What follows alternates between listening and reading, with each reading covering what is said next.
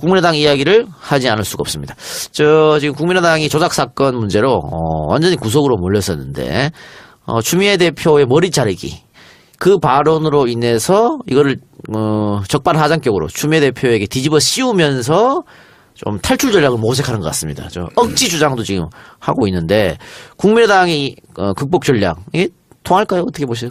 먼저 추미애 대표의 머리 자르기 발언이 어떤 과정을 통해서 나왔는지 네. 제가 추미애 대표하고 통화를 했습니다.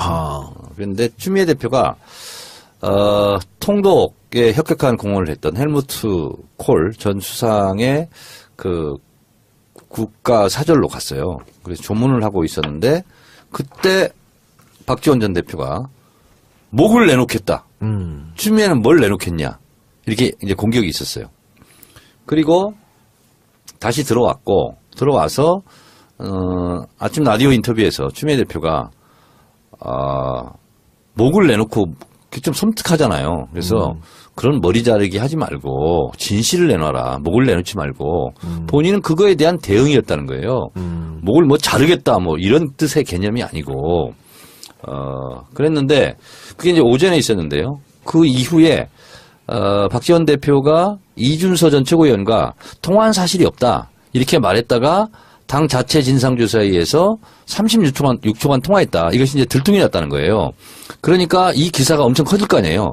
그것을 덮으려고 추미애 대표의 오전에는 반응이 없었답니다. 그러다가 이제 갑자기 긴급하게 오후에 긴급 요청하고 이렇게 해서 기사를 덮으려고 했다. 이게 이제 추미애 대표의 주장입니다. 저한테 얘기했던. 앞뒤 전후가 좀 저는 뭐 추미애 대표의 손을 들어주고 싶고요. 그런 차원에서 한 것이고 이게 아니었다고 하더라도 추경에 협조했겠냐. 그렇죠. 이런 입장이고요. 그리고 이제 무엇보다도 추미애 대표의 전언에 의하면 이런 거죠. 헌법 질서와 민주주의를 어겨서 박근혜 전 대통령이 탄핵당하고 치르는 선거에서 민주주의에 꽂힌 대선에서 제보를 조작해서 그거를 국민들에게 뿌렸다는 거죠. 예. 이것은 국기문란 사건이고 대선을 왜 치르는가에 대한 근본적인 회의가 들 정도로 이것은 준엄하게 처벌해야 될 사항이다. 그래서 본인은 신념을 가지고 이것을 비판하는 거다. 이렇게 얘기를 하더군요. 그러니까 본질은 그건데 지금 국민의당에서 적반하장격으로 이제 그렇게 공격을 오히려 추미애 대표한테 하고 있습니다. 그러면서 뭐 추자 들어간 건 다 안 된다. 뭐 이런 말장난도 하고 있고요. 그래서 추미애 대표를 역시 추시니까 추자 안 되니까 미애 대표라고. 김동철. 네, 그런 얘기도 하고 있고. 너무 정말 웃긴 것 같아요. 유치. 네. 아니 진짜 참. 그리고 오늘 박지원 같은 경우에는 추미애 대표가 그 대통령이 우원식한테만 전화하니까 삐져가지고 그런 거 아니야. 또 이런 나 정말 너무 치졸한 것 같아. 왜 이렇게까지 하는지 모르겠습니다. 유치하죠, 굉장히. 그러니까 국민의당은 앞으로 어떤 정책도 추진하면 안 돼요. 그렇네요. 추자 들어가잖아요. 그렇네요. 그러니까 발버둥을 치는 것 같습니다. 어떻게 프레임 전환하려고. 그리고 추석도 세면 안 돼. 그러니까. 근데 이게 반전이 전혀 일어나지 않을 것 같은데 지금 오히려 계속해서 국민의당 지지율이 떨어지고 있거든요. 그리고 중요한 것은 우리 지금 녹음 시간이 8시가 넘었는데 오늘 11일이에요. 아마 녹음 중에 검찰이 신청한 영장이 발부가 되느냐 안 되느냐 결정이 나지 않을까요? 그렇습니다. 뭐 10시 정도면 나오지 않을까 싶은 생각이 들고요. 오늘 몇 건이 있었는지에 따라 약간 변수가 있겠습니다만 글쎄요. 뭐 새벽까지 넘어가진 않을 것 같아요. 그러면 우리가 이 방송이 끝나기 전까지 구속영장 발부 여부가 결정이 안 난다. 네. 근데 방송이 끝나고 집에 들어가고 있다. 손변은 인천으로 가고 있고. 저 인천 집 아닌데 고향이 인천. 집이 강남이에요, 어디예요? 강남. 방배동입니다. 방배동으로 가고 있는 중에 네. 그 새끼들 다시 오세요. 호외 방송을 녹음해야 되잖아. 그럴까요? 네. 네, 오늘은 저 뭐 차도 갖고 왔으니까 올 수 있습니다. 네. 오면 저밖에 없을 거야 또. 네, 니밖에 없어요. 영장 실질심사 오늘 얼마나 했어요? 시간이? 1시간 좀 넘게 했죠? 그렇게 길진 않았네요. 네, 뭐 열심히 다툰 것 같아요. 특히나 이제 이준서 전 최고위원의 변호인은 아예 뭐 도주나 증거인멸 우려가 없습니다가 아니라 아예 범죄 사실이 없다는 걸 주장하고 있잖아요. 따라서 그 점에 대해서 많이 이제 방어했을 텐데 그런데 제가 오늘 아침까지만 해도 신문 기사나 이런 걸 방송을 보면 자료를 조작한 건 이유미 씨가 혼자였고 이준서 전 최고위원은 그거를 알면서도 그거를 유포했다, 공표했다. 미필적 고의잖아. 네, 그렇게 구성된 걸로 알고 있었는데 문화일보 오늘 문화일보가 좀 약간 다른 내용의 보도를 해가지고 좀 약간 좀 이거 흥미롭습니다, 굉장히. 아예 단순한 방조범이 아니라 조작 과정에 처음부터 끝까지 관여한 공동전범이라는 판단을 검찰이 내린 것으로 전해졌다. 아니, 그럼 그렇게 생각했으면 영장에 그걸 적시했겠죠. 그러니까요. 그래서 제가 볼 때 뭔가를 본 것 같은데요. 그리고 이게 굉장히 좀 차이점이 있을 수 있습니다. 이유미 씨가 혼자 조작을 했고 그 조작한 걸 가지고 이준서 전 최고위원이 이거 아닐 수도 있겠는데 라고 생각하면서 그냥 가만히 있었다. 뭐 유포했다라고 하는 것과 아예 조작 자체를 이준서 전 최고위원과 이유미 씨가 함께했다. 즉 공동전범이다. 라고 한다면 이건 하늘과 땅 차이거든요. 그렇죠. 그래서 오늘자 문화일보의 보도가 과연 사실일지 굉장히 궁금하고요. 아니, 그럼 몇 시간 있다가 바로 알게 될 텐데, 뭐. 근데 구속 여부가 결정이 돼도 이 검찰이 어떻게 영장 청구서에 기재했는지를 정확히 좀 그 표현 자체를 좀 보고 싶은데 그게 안 되니까. 그래요. 네. 저는 이제 구속영장이 어떻게 이제 처리될지 이제 지켜봐야 되겠지만 고 손수호 변호사가 지금 얘기한 부분을 좀 압축해서 정리하자면 이런 거예요. 저는 이유미 단독 범행은 무조건 아니다. 왜? 친동생하고 같이 했잖아. 단독이 아니잖아, 일단. 그렇네요. 네, 공범이 있네요. 네. 이유미 단독 범행이 절대 아니에요. 본인이 지금 남자 흉내내면서 한 게 아니잖아. 그래서 일단 전 단독 범행이 아니다. 이렇게 보고 있고요. 어제 SBS 보도는 이거예요. 우선 이준서 전 최고위원이 이것을 사전에 인지했을 개연성이 3번의 기회가 있었다. 있었죠. 예. 있었다는 거죠. 예. 뭐냐면 이것을 보도해달라. 기자들한테 뭘 보냈다는 거예요. 문자든지 카톡이든지. 그랬더니 기자들이 사실 확인을 해야 된다. 네. 그래서 보도를 안 했다는 거 아니에요. 네. 그러면 그때 한번 체크해 볼 수 있는 기회가 있었다. 이런 거고요. 두 번째는 뭐냐면 그 당에서 공명선거 추진단에서 이 사람이 누구냐 했을 때 이메일만 줬다는 거 아니에요. 그러면 그때 다시 한번 점검해 볼 기회가 있었다. 그리고 5월 6일 이후 검찰은 이걸 더 중요하게 생각하는 것 같아요. 5월 6일 이후 이유미가 이거 사실이 아니다. 예. 그만두자. 라고 했으면 그때 적극적으로 알아봐야 되는 거 아니냐. 그러면 5월 5일 날 기자회견 한번 하고 5월 7일 날 또 했다는 거 아니에요. 2차. 그럼 5월 7일 날 2차는 방지할 수 있었던 거 그렇죠. 아니냐. 근데 그거를 그냥 내버려 뒀다. 이제 이게 미필적 고의에 짙은 혐의가 있는 것 같아요. 근데 5월 4일도 있어요. 5월 4일도 이유미가 문자를 보냈었거든. 네. 그러니까 제보자가 없다고. 네. 그런데도 묵살하고 5월 5일 그래서 했으니까. 검찰이 이준서 전 최고위원을 이 같은 정황 사실로 봤을 때 미필적 고의를 보는 것은 저는 제가 저도 법률 전문가 아닙니까? 법조 사륜. 구속자 대표로서 저는 미필적 고의는 어쩌면 당연한 거다. 근데 미필적 고의 얘기 나왔으니까 지금 국민의당 같은 경우에는 추미애 대표가 수사 가이드라인을 제시해서 미필적 고의가 나왔다 라고 얘기하고 있는데 사실 미필적 고의 수사 가이드라인은 손수호 변호사가 지난주 방송에서 이미 언급한 겁니다. 아, 그래요? 네. 기억이 안 나는데? 그래요? 네. 그리고 또 하나가 뭐냐면 4월 1일 박지원 전 대표의 인터뷰. 저는 이게 계속 주목합니다. 뭐냐면 기자들이 물어요. 그랬을 때 다른 팀에서 이걸 하고 있고 본인이 이것을 보고를 받고 있다. 근데 그 보고를 그때 말했던 자료와 이유미의 제보 조작 자료가 일치하는지는 모르겠어요. 근데 어쨌든 추미애 대표가 이걸 가지고 다시 공격했어요. 그랬더니 본인이 페이스북에 뭐냐면 그 건과 이 건은 다르다. 이렇게 얘기를 하고 그냥 넘어갔는데 자세한 설명은 없어요. 그런데 그렇든 저렇든 그것도 이제 검찰 수사를 통해서 밝혀졌으면 좋겠는데 문제는 그렇게 4월 1일 날 말한 이후에 대선 직전에 가장 센 걸 터뜨린 거 아니에요. 그렇죠. 그러면 본인이 4월 1일 날 보고를 받고 있다라고 얘기를 하고 있어요. 그러면 5월 5일 날 발표하는 것도 본인이 보고받을 개연성은 상당히 크다. 저는 이렇게 생각을 하고 있거든요. 예. 네. 그리고 이게 좀 전에 정 의원님께서 말씀하신 부분 중에 5월 6일에 이유미 씨가 이준서 전 최고위원에게 사실은 제보자가 없다고 실토를 했고 그런데도 당에 제대로 알리지 않아서 그 다음날 5월 7일에 두 번째 기자회견이 이루어지게 했다라고 이제 검찰이 보고 있는데요. 이 부분은 미필적 고의를 넘어서 확정적 고의라고 지금 검찰이 보고 있다. 이런 내용들이 있습니다. 이게 인정된다고 한다면은 뭐 법적으로 처벌을 면키 어려운 그런 상황으로 갈 것 같고요. 확정적 고의는 거의 뭐 공범이다 이렇게 보고 있는 거예요? 아니요, 그건 아니고요. 사실 고의가 확정적이냐 미필적이냐는 큰 차이는 없어요. 고의는 고의예요. 네. 그런데 이 죄가 과실범을 처벌하는 규정은 없거든요. 그래서 어쨌든 고의는 있어야 됩니다. 그래서 확정적 고의와 미필적 고의. 미필적 고의는 과실과 확정적 고의의 중간에 위치한 건데 하나하나 살펴봅시다. 미필적 고의로 구속 영장이 발부되는 케이스는 종종 있나요? 아, 그럼요. 미필적 고의도 고의입니다. 예, 뭐 차이가 없고요. 고의라고 하면은 차이가 없고 다만 이제 인식 있는 과실이 있는 거죠. 두 가지 차이가 고의와 과실은 굉장히 큰 차이가 있는데요.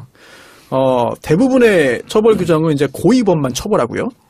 과실범은 특별히 처벌한다는 규정이 있어야만 처벌하는데 이 공직선거법상의 이제 허위사실유포죄는 과실범은 처벌하지 않거든요. 그래서 나 몰랐다. 나 정말 열심히 검증했는데 나도 속은 거다라고 한다면 처벌받지 않습니다. 자, 그런데 정봉주 의원의 경우 네. 지금도 본인이 말한 것이 사실이다. 네. 확신을 갖고 있어요. 아, 그거와는 관계 없습니다. 근데 그걸 미필적 고의로 네. 구속까지 시킨 거 아니에요? 일단 법원의 판단이 객관적으로 옳은지는 논외로 하고 법원은 이렇게 본 거죠. 당시에 정봉주 의원의 이야기가 허위 사실이었다. 라고 보았고 또 정봉주 전 의원이 그 허위라는 점을 알았거나 아니면 더 검증했으면 알 수 있었는데도 불구하고 그걸 무시하고 공포했다. 라고 법원은 봤기 때문에 유죄 판결이 선고된 건데요. 그런 논리가 여기도 그대로 적용될 수 있는 거죠. 그래요. 하여튼 정봉주 의원의 조속한 사면 복권을 원합니다. 예. 저도 그렇습니다. 자, 그리고 지금 국민의당에서 이태규 의원도 또 문병호 의원도 두 사람이 같은 얘기를 했는데 검찰 일각에서 흘러나온 얘기가 구속영장 청구하는 게 아니었다. 이유미 단독 행위였다라고 자기들은 들었다는 거지. 이것도 제 발목 잡는 이야기 아닌가요? 그렇습니다. 그걸 어떻게 알았냐? 그렇죠. 어떻게 알았죠? 그걸 알았다면 본인도 뭐 내통한 게 있다는 거에 반증 아니에요? 그렇죠. 검찰이랑 내통했나 그러면? 그러면 본인도 수사에 개입한 꼴이 돼버리잖아. 그렇게 되는 거죠. 그러면서 추미애를 공격할 아무런 근거가 그렇죠. 없는 거죠. 그리고 검찰도 만약에 그걸 이태규나 문병호한테 흘렸다면 그것도 문제잖아요. 문제죠. 수사 기밀 흘린 거 예, 아니야. 그렇죠. 굉장히 나중에 참 이 사건이 처벌받는 사람도 나타날 테지만 그걸 넘어서 국민의당 전체의 어떤 그 총체적인 난국을 보여주는 그런 사건이 될 것 지금 같아요. 총체적 난국 같아요. 이미. 그리고 자, 또 하나, 예. 소수 변호사님. 네. 질문. 저한테요. 네. 네. 정치인이 아니기 때문에 질문하는 거예요. 네. 후보는 안철수였고, 네네. 대표 겸 상임선대위원장은 박지원이에요. 그렇습니다. 자, 그런데 대선 5일 전이죠. 예. 4일 전입니다. 4일 전에 네. 국민의당으로서는 가장 회심의 마지막 카운트브로에게 예. 반전의 키라고 생각했겠죠. 네, 가장 큰 거예요. 예. 근데 이런 거를 발표하는데 후보와 대표에게 보고를 안 했다? 했는데 대표가 몰랐다? 아니면 대표나 후보 허락 없이 했다? 어떻게 생각하세요? 정치인이 아닌 입장에서. 일반 회사라고 본다면 네. 당연히 이런 중요한 일은 보고를 하고 해야겠죠. 또는 네. 허락을 받거나 네. 그랬을 가능성이 당연히 있을 테고 또 한 가지 생각해 보자면은 만약에 정말로 후보와 대표한테 말도 없이 아랫사람들이 계속 말도 없이 했다면은 그거는 의도가 있는 거거든요. 그게 뭐냐면 후보와 대표를 지켜주기 위해서. 이 말은 곧 바꿔 생각한다면은 이 발언, 이 제보를 가지고 문재인 당시 후보를 공격하는 게 위험할 수도 있다. 라는 점을 여러 그 국민의당의 어떤 그 스피커들이 알면서 한 게 아니겠느냐. 나중에 알리바이를 위해서. 그렇습니다. 자, 그러면 이렇게 비유를 할게요. 지금 안철수 후보 진영과 문재인 후보 진영이 마치 전쟁터처럼 대치하고 있어요. 긴장 상태가 높아 있어요. 그런데 제보 조작이라는 이런 무기를 들고 총을 쏘기 시작했어. 전쟁터에서. 문재인 진영을 향해서. 그러면 이거에 대한 사령관은, 최종 책임자는 박지원, 안철수 두 사람이에요. 그러면 이 최종 사령관의 허락 없이 사격을 할 수 있어요? 못하죠. 못하잖아요. 예. 말이 안 되죠, 그거는. 근데 대선 전이잖아. 그렇죠. 대선 전쟁이잖아요. 이거는, 전두환이가 자기는 발표 명령 모른다. 이거랑 똑같은 거야. 자, 만약에 전쟁터에서 이런 일이 벌어졌으면 그 중대장은 어떻게 될까요? 그래서 피해를 엄청 입었어. 아군이 엄청난 피해를 입고 여러 사람이 막 전사하고 그랬어. 그러면 그거 군법에 넘겨야 되는 거 아니야? 그러니까 그렇죠. 지금 국민의당 같은 경우에는 이유미 단독으로 조작을 해서 이준서한테 보고했고, 이준서는 공명선거 추진단에 보고하고, 공명선거 추진단에서 주체로 했고, 박지원, 안철수는 몰랐다는 거잖아요. 선거 4일 전에. 이걸 누가 납득할 수 있겠냐고. 이거는 상식에 부합하지 않는 거 아닙니까? 그렇죠. 이건 이해할 수 없는 일이지. 실제 당이 이렇게 됩니까? 이렇게 운영됩니까? 여기로 지금 저를 공격성으로 지금 질문하는 겁니까? 아니요, 민주당은 이런 어떤지. 당을 보고 네. 콩가루당이라고 그럽니다. 이거 말이 안 실제로 이건 있을 수 없는 일이에요. 그리고 대선 나흘 전에 그 가장 마지막 순간 깜깜이 선거 중앙이고 굉장히 지금 조바심도 내고 긴장 상태에서 어떻게 보면 가장 큰 폭탄을 터뜨리는 그렇죠. 거예요. 예. 히로시마 원전 뭐 원폭 같은 이런 거야. 근데 그거를 사령관에게 보고도 안 하고 자체적으로 일개 소대 중대에서 이걸 감행한다. 저로서는 이것은 있을 수 없는 일이다. 자, 어쨌든 근데 검찰이 구속영장을 쳤기 때문에 그 결과가 굉장히 궁금해지는데, 만약에 법원에서 영장을 기각하게 되면 국민의당은 더 날뛰겠죠. 이걸 가지고 이제 잡았다 하면서 더 오히려 적반하장식으로 나올 거라고 보고, 또 이렇게 되면은 이 수사는 정말로 그 이유미하고 이유미 동생을 처리한 선에서 끝날 확률이 높고요. 근데 만약에 구속영장을 발부하게 되면 어느 선까지 갈지 이건 아무도 모른다. 어떻게 보세요? 모르죠. 그렇죠. 예, 정말 모르죠. 김성호 수석 부단장이 처음에 남부지검에 출두하면서 출두 전 기자회견을 통해서 이렇게 했어요. 이것은 당 공식 루트로 받았다. 나는 이준서, 이유미를 모른다 이렇게 했어요. 그러면 적어도 이준서 씨가 공명선거 추진단에 갖다 줬다. 이것도 의심의 소지가 있는 거예요. 왜냐하면 수석 부단장이고 그 당시 이용주 단장은 권양숙 여사 관련해서 뭐 허위사실 유포해가지고 사과해가지고 앞 전면에 나설 수 없는 것 상태거든요. 바로 전날 사과했어요. 그것도. 그럼 수석 부단장이 이것을 실질적인 책임자잖아요. 당시에. 근데 그 실질적인 책임자가 나는 이준서, 이유미를 모른다. 그러면 이준서를 통해서 받지 않았다는 거 아니에요 지금. 당 공식 루트를 받았다. 이 부분도 저는 석연치 않아요. 그렇기 때문에 이준서가 구속이 되면 뭐 이준서 입에서 뭐가 나올 수도 있죠. 구속하고 조사를 하게 되면. 그리고 오늘 영장 77심사 받으러 가기 직전에 그러면 이준서는 준 서류를 누구한테 준 거야? 이거 참. 네. 아니, 오늘 그 이준서 전 최고위원이 기자 질문에 이렇게 말했어요. 여태껏 이유미 씨가 조작한 사실을 몰랐다. 그리고 나에게 뚜렷이 얘기한 적이 없다. 저는 뚜렷이라는 점에 좀 주목하고 싶습니다. 그렇다면은 이준서 전 최고위원의 주장에 따르더라도 뚜렷이 얘기한 적은 없지만 얘기한 적이 있다는 얘기예요. 그렇다면은 이거를 해석해 보자면은 분명히 이유미 씨는 이준서 전 최고위원에게 사실은 제보자가 없다고 실토한 게 5월 6일이고 그 전후, 뭐 후면 후가 더 많겠죠.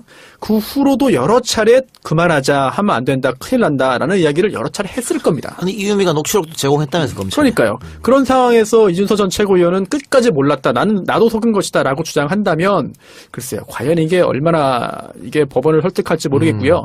또 하나가 만에 하나 오늘 구속영장이 기각된다 하더라도 검찰 입장에서는 지금 이준서 전 최고위원이 잘못을 했다라고 지금 판단을 하고 있는 거거든요. 그렇다면 설령 영장 기각이 된다 하더라도 수사를 더 한 다음에 불구속 상태로라도 기소를 할 겁니다. 영장이라고 하는 것이 뭐 유죄 판결을 내리는 게 아니기 때문에 수사를 잘하기 위해서 하는 거잖아요. 그럼 불구속 상태에서 재판 받겠죠. 그러니까 불구속으로 기소를 할 거거든요. 그렇다면은 기소 후에 결국 재판 결과까지 봐야 되는 것이지. 이준서 전 최고위원에 대한 구속영장이 설령 기각된다 하더라도 그게 바로 국민의당의 어떤 주장이 맞다고 보거나 또는 국민의당 전체에 대한 면접을 하고 보기는 어려운 상황이죠. 당연히 어려운데 국민의당 아마 그렇게 갈 거라 이 말이죠. 근데 그리고 국민들이 그 정도에 현혹되지 않을 거예요. 그건 그렇죠. 제가 주의하기 차원에서 다시 한번 지난번 했던 얘기를 다시 합니다. 이유미 씨가 본인이 녹취록을 조작했어요. 그 녹취록은 영화로 치면 시나리오 대본이에요. 예. 시나리오거든요. 근데 본인이 쭉 쓴 거 아니에요. 근데 그 시나리오 중에서 일반인으로서는 알 수 없는 정보도 시나리오 내용에 포함이 돼 있어요. 가장 대표적인 것이 청와대 시민수석인가 그 딸도 거의 동년배인데 문준영과 동년배인데 은행에 다녔고 꿀보직을 받았다. 이거는 누구나 어떤 누구도 알 수가 없는 거예요. 근데 그러면 본인이 이것을 상상으로 썼을까? 그리고 본인이 이 정도의 정보 접근성이 있을까? 저는 없다고 보거든요. 그러면 이걸 누가 썼을까? 당 정도 돼야 그런 정보가 나온다. 이렇게 그렇죠. 추측하는 거죠, 지금. 그렇죠. 네, 알겠습니다. 자, 영장을 그 법원에서 발부하는 사유가 뭐 여러 가지 있잖아요. 네. 그 중에 사안의 중대성, 증거인멸의 우려 이런 것도 당연히 있겠죠? 네. 지금 근데 검찰 같은 경우는 사안의 중대성이 크기 때문에 구속영장을 청구한 거 아니에요? 네네. 그리고 법원에서도 이게 이 사안이 얼마나 중요한 건 당연히 알겠고, 국민적 관심사가 있는 거 알겠고, 또 도주의 우려는 없을지 몰라도 지금 계속해서 혐의를 부인하기 때문에 이준서가 증거인멸의 우려는 크단 말이죠? 그렇죠. 요 두 가지로 해도 발부가 될 가능성이 있지 않을까요? 일단은요, 이게 지금 좀 전에 그 작가님께서 말씀하신 게 다 병렬적인 요소는 아니죠. 네, 일단은 범죄 사실의 소명이라고 볼 수 있는 좀 줄여서 말하는 그 요소가 존재해야 되고요. 예, 예. 그리고 또, 증거인멸의 우려나 또는 도주 가능성이 있어야 됩니다. 그리고 이런 것들을 판단함에 있어서 사안의 중대성을 고려하라라고 법조항이 구성이 되어 있는 것인데, 제가 볼 때는 끝까지 혐의를 부인한다. 그런데 법원이 보기에 이거 충분히 범죄사실 소명되는 것 같은데 라고 한다면 증거인멸 가능성은 아마 자동적으로 인정이 될 겁니다. 그렇다면 곧 구속영장이 발부될 것이라고 볼 수 있는데 검찰이 굉장히 자신감을 가지고 있는 것 같아요. 미필적 고의를 넘어 확정적 고의라고도 볼 수 있다라고 하는 게 언론에 흘러나왔는데 언론에서 그게 실제로 영장 청구서에 기재가 뭐 되어 있는지 아니면 거기에 첨부되어 있는 여러 그 증거 중에 그러한 점을 소명될 수 있을 정도의 자료가 있는지 여부는 지금 현재로서는 뭐 외부인으로서는 알기는 어렵겠습니다만 발부될 가능성이 상당히 있지 않나 싶어요. 상당히 저는. 높다. 네. 자, 영장이 발부되느냐 마느냐에 따라 그것은 뭐 차치하고 제가 만약에 검사라면 궁금할 것 같아요. 이 사실을 어느 선까지 알았는지 몰랐는지. 그렇죠. 예. 저는 그래서 참고인 조사라도 좀 해야 되는 거 아니에요? 누굴요? 일단 이용주. 그리고 후보는 이거 알았는지 몰랐는지 후보한테 물어볼 수 있는 거 아니에요? 그러니까 현역 의원을 부르기는 굉장히 부담감이 있겠죠. 그래서 지금 언론에서는 그 검찰이 확실한 증거, 윗선 개입에 대한 그 없기 때문에 못 부른다. 뭐 이런 얘기를 하고 있죠. 지금 국민의당 이용주 의원은 못 불렀지만 이용주 의원은 보좌관을 불렀습니다. 네. 보좌관 불러서 수사를 했으니까 아니 참고인 신분으로 물어볼 수 있는 그 거예요. 자체가 아마 좀 부담스러운 것 같아요. 부르라고 그래서, 해도 안 나가겠죠. 그러니까 이제 증거가 막 없다. 뭐 이런 얘기도 이제 나오고 있는 상태인데, 정 의원한테는 이제 이게 구속이 되냐 안 되냐 이 여부를 묻지 않겠습니다. 왜요? 최근에 연속 2번 틀렸기 때문에. 어떤 거? 이재용 구속된 날은 안 됐잖아요. 됐잖아요 구속. 나 아직 그때 못 맞췄잖아, 그때. 아니 됐잖아 구속 안 그리고 됐어요. 또 누구야, 민정수석. 우병우도 구속된다 그래도 안 됐잖아요. 우병우는 끝내 구속되지 않을까? 그래서 여권에서 예측하지 말아주시길 바라고. 각종 언론에서 지금 추미애 대표가 협치를 해야 되는데 안 하는 게 더 문제가 아니라 이런 식으로 쓰고 있는 것 같아요. 그러면서 어떤 언론에서는 민주당 내에서 의원들도 지금 추미애 대표 때문에 부글부글 하고 있다. 이런 기사들도 막 쏟아지거든요. 어떻게 보세요? 부글부글 하는데 국민의당한테 더 부글부글했죠. 그렇죠?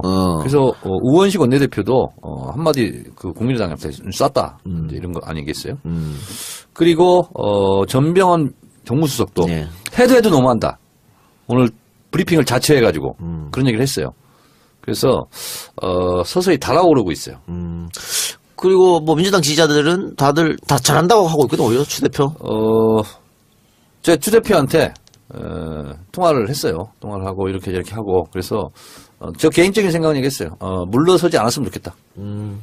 저도 동의합니다, 거기에. 네. 동의하는데. 그리고 잘하고 계신다. 네. 우리가 지난주에 이 얘기 하면서 안철수 대표 왜 입장표를 하지 않냐 이 얘기 꺼내지 않았나요? 꺼냈죠. 근데 일주일 동안 역시 입장표명을 또 하지 않고 있습니다. 근데 속초 어느 식당에 갔다고. 네. 네. 자기 부인하고 네. 운전기사하고 대동하고 갔다는 이런 얘기 있더라고요. 지인을 만나러 간 것이기 때문에 여행은 아니다. 공식 입장이 나왔나요? 네. 아니 근데 어디를 가면 그게 여행이지. 여행이 아니랍니다. 지인을 만나러 가든 어디를 가든 행자가 무슨 행자예요? 가는 거야. 네. 다니는 거. 네. 아니 근데 그런 입장은 빨리 발표하면서 이 입장에서 네. 왜 얘기를 안 하는 거야? 유리한 거는 빨리빨리 하는데 좀 불리하거나 좀 좌가 오면 하는 그런 습관이 좀 있는 것 같습니다. 참 이해할 수 없네요. 근데 어떤 네티즌은 이렇게 밥상 앞에서 이렇게 코를 푸냐. 안 좋다. 이런 댓글도 있더군요. 서양 스타일. 네? 서양 스타일 아닌가요? 서양 스타일 그래요? 서양인들은 막 앞에서 코 풀어요? 코 푸는 거에 대한 뭐 전혀 거리낌이 없죠. 아, 그래요? 네, 그렇다고 합니다. 어쨌든 아, 근데 그거 가지고 나는 뭐라고 할 생각은 없는데 네, 댓글에 하여튼 그런 게 있더라고. 아, 네. 오늘 우리 방송이 끝나기 전까지 이준서에 대해서 영장 청구 가부가 결정났으면 좋겠네요. 그러니까요. 아니, 가끔 이제 녹음하는 동안에 여러 가지 속보들이 나오잖아요. 특히나 지난번 국정농단 때는 더 그랬고, 오늘도 지금 정의당 뭐, 당대표 속보도 이제 나오고 하는데, 오늘 좀 제발 녹음 끝나기 전까지 제발 나왔으면 좋겠어요. 국민의당 박주선 비대위원장이 그랬나요? 난 참 어이가 없더라고요. 뭐냐면 추미애 대표 이렇게 공격하고 이런 걸 가지고 제2의 이유미 제보 조작 사건이라고. 네. 근데 그런 말을 자꾸 본인 입으로 하고 싶을까? 그러니까 이해할 수 없는. 아니 그만큼 코너로 몰렸다는 거 아니에요? 국민의당이 어떻게 해서 벗어나 보려고? 아니 이유미 제보 조작 사건이 민주당이 한 거예요. 그랬을 때는 제1 이렇게 할 수 있잖아. 본인 당에서 벌어진 일 아니야. 그러니까 자기들이 가해자면서 피해자인 척 계속. 아니, 진짜, 참. 그리고 오늘 박지원 같은 경우에는 추미애 대표가 그 대통령이 우원식한테만 전화하니까 삐져가지고 그런 거 아니야. 또 이런 나 정말 너무 치졸한 것 같아. 왜 이렇게까지 하는지 모르겠습니다. 유치하죠? 굉장히. 그러니까. 그러니까 국민의당은 앞으로 어떤 정책도 추진하면 안 돼요. 그렇네요. 투자 들어가잖아요. 투자 그렇네요. 그러니까 발버둥을 치는 것 같습니다. 어떻게 프레임 전환하려고. 그리고 추석도 세면 안 돼. 그러니까. 근데 이게 반전이 전혀 일어나지 않을 것 같은데 지금 오히려 계속해서 국민의당 지지율이 떨어지고 있거든요. 그리고 중요한 것은 우리 지금 녹음 시간이 8시가 넘었는데 오늘 그 11일이에요. 아마 녹음 중에 검찰이 신청한 영장이 발부가 되느냐 안 되느냐 결정이 나지 않을까요? 그렇습니다. 뭐 10시 정도면 나오지 않을까 싶은 생각이 들고요. 오늘 몇 건이 있었는지에 따라 약간 변수가 있겠습니다만 글쎄요. 뭐 새벽까지 넘어가진 않을 것 같아요. 그러면 우리가 이 방송이 끝나기 전까지 구속영장 발부 여부가 결정이 안 난다.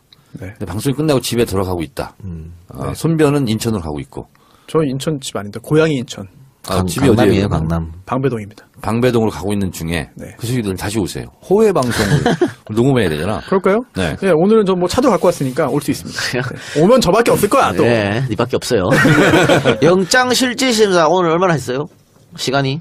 1시간 좀 넘게 했죠? 그렇게 길진 않았네요. 네, 뭐 열심히 다툰 것 같아요. 특히나 이제 이준서 전 최고위원의 변호인은 국민의당 이야기를 하지 않을 수가 없습니다. 지금 국민의당이 조작 사건 문제로 완전히 구석으로 몰렸었는데 추미애 대표의 머리 자르기 그 발언으로 인해서 이거를 적반하장격으로 추미애 대표에게 뒤집어 씌우면서 좀 탈출 전략을 모색하는 것 같습니다. 억지 주장도 지금 하고 있는데 국민의당이 극복 전략 이게 통할까요? 어떻게 보세요? 먼저 추미애 대표의 머리 자르기 발언이 어떤 과정을 통해서 나왔는지 네. 제가 추미애 대표하고 통화를 했습니다. 아. 그런데 추미애 대표가 통독에 혁혁한 공헌을 했던 헬무트 콜 전 수상의 그 국가 사절로 갔어요. 그래서 조문을 하고 있었는데 그때 박지원 전 대표가 목을 내놓겠다. 추미애는 뭘 내놓겠냐. 이렇게 이제 공격이 있었어요. 그리고 다시 들어와서 아침 라디오 인터뷰에서 추미애 대표가 목을 내놓고 좀 섬뜩하잖아요. 그래서 그런 머리 자르기 하지 말고 진실을 내놔라. 목을 내놓지 말고 본인은 그거에 대한 대응이었다는 거예요.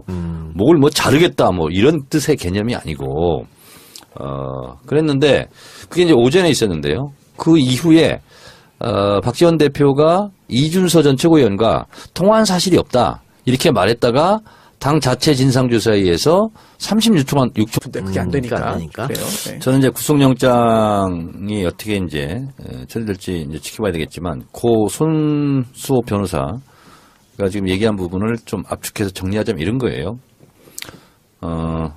저는 이유미 단독 범행은 무조건 아니다. 왜? 친동생하고 같이 했잖아. 단독이 아니잖아, 일단. 그렇네요. 네, 공범이 있네요. 이유미 단독 범행이 절대 아니에요. 본인이 지금 남자 흉내내면서 한 게 아니잖아. 그래서 일단 저 단독 범행이 아니다. 이렇게 보고 있고요. 어제 SBS 보도는 이거예요. 우선 이준서 전 최고위원이 이것을 사전에 인지했을 개연성이 3번의 기회가 있었다. 있었죠. 예. 있었다는 거죠. 네. 뭐냐면 이것을 보도해달라. 기자들한테 뭘 보냈다는 거예요. 문자든지 카톡이든지. 그때 기자들이 사실 확인을 해야 된다. 네. 그래서 보도를 안 했다는 거 아니에요. 네. 그러면 그때 한번 체크해 볼 수 있는 기회가 있었다. 이런 거고요. 두 번째는 뭐냐면 그 당에서 공명선거 추진단에서 이 사람이 누구냐 했을 때 이메일만 줬다는 거 아니에요. 그러면 그때 다시 한번 점검해 볼 기회가 있었다. 그리고 5월 6일 이후 검찰은 이걸 더 중요하게 생각하는 것 같아요. 5월 6일 이후 이유미가 이거 사실이 아니다. 예. 그만두자. 라고 했으면 그때 적극적으로 알아봐야 되는 거 아니냐. 그러면 5월 5일 날 기자회견 한번 하고 5월 7일 날 또 했다는 거 아니에요. 2차. 그러면 5월 7일 날 2차는 방지할 수 있었던 거 그렇죠. 아니냐. 근데 그거를 그냥 내버려 뒀다. 이제 이게 이제 미필적 고의에 동안 통화했다. 이것이 이제 들통이 났다는 거예요. 그러니까 이 기사가 엄청 커질 거 아니에요. 그것을 덮으려고 추미애 대표의 오전 발언, 오전에는 반응이 없었답니다. 그러다가 이제 갑자기 긴급하게 오후에 긴급 요청하고 이렇게 해서 기사로 기사를 덮으려고 했다. 이게 이제 추미애 대표의 주장입니다. 저한테 예. 얘기했던. 앞뒤 전후가 좀 저는 뭐 추미애 대표의 손을 들어주고 싶고요. 그런 차원에서 한 것이고 이게 아니었다고 하더라도 추경에 협조했겠냐. 그렇죠. 이런 입장이고요. 그리고 이제 무엇보다도 추미애 대표의 전언에 의하면 이런 거죠. 헌법 질서와 민주주의를 어겨서 박근혜 전 대통령이 탄핵당하고 치르는 선거에서 민주주의에 꽂힌 대선에서 제보를 조작해서 그거를 국민들에게 뿌렸다는 거죠. 예. 이것은 국기문란 사건이고 대선을 왜 치르는가에 대한 근본적인 회의가 들 정도로 이것은 준엄하게 처벌해야 될 사항이다. 그래서 본인은 신념을 가지고 이것을 비판하는 거다. 이렇게 얘기를 하더군요. 그러니까 본질은 그건데 지금 국민의당에서 적반하장격으로 이제 그렇게 공격을 오히려 추미애 대표한테 하고 있습니다. 그러면서 뭐 추자 들어간 건 다 안 된다. 뭐 이런 말장난도 하고 있고요. 그래서 추미애 대표를 역시 출시니까 추자 안 되니까 미애 대표라고. 김동철. 네, 그런 얘기도 하고 있고. 너무 정말 웃긴 것 같아요. 유치. 아예 뭐 도주나 증거인멸 우려가 없습니다가 아니라 아예 범죄 사실이 없다는 걸 주장하고 있잖아요. 따라서 그 점에 대해서 많이 이제 방어했을 텐데 그런데 제가 오늘 아침까지만 해도 신문 기사나 이런 걸 방송을 보면 자료를 조작한 건 이유미 씨가 혼자 했고 이준서 전 최고위원은 그거를 알면서도 그거를 유포했다, 공표했다. 미필적 고의잖아요. 네, 그렇게 구성된 걸로 알고 있었는데 문화일보 오늘 문화일보가 좀 약간 다른 내용의 보도를 해가지고 저 약간 좀 이거 흥미롭습니다, 굉장히. 아예 단순한 방조범이 아니라 조작 과정에 처음부터 끝까지 관여한 공동전범이라는 판단을 검찰이 내린 것으로 전해졌다. 아니 그럼 그렇게 생각했으면 영장에 그걸 적시했겠죠. 그러니까요. 그래서 제가 볼 때 뭔가를 본 것 같은데요. 그리고 이게 굉장히 좀 차이점이 있을 수 있습니다. 이유미 씨가 혼자 조작을 했고 그 조작한 걸 가지고 이준서 전 최고위원이 이거 아닐 수도 있겠는데라고 생각하면서 그냥 가만히 있었다, 뭐 유포했다라고 하는 것과 아예 조작 자체를 이준서 전 최고위원과 이유미 씨가 함께했다, 즉 공동 전범이다라고 한다면 이건 하늘과 땅 차이거든요. 그렇죠. 그래서 오늘자 문화일보의 보도가 과연 사실일지 굉장히 궁금하고요. 아니 그럼 몇 시간 있다가 바로 뭐 알게 될 텐데 뭐. 근데 구속 여부가 결정이 돼도 이 검찰이 어떻게 영장 청구서에 기재했는지를 정확히 좀 그 표현 자체를 좀 보고 싶.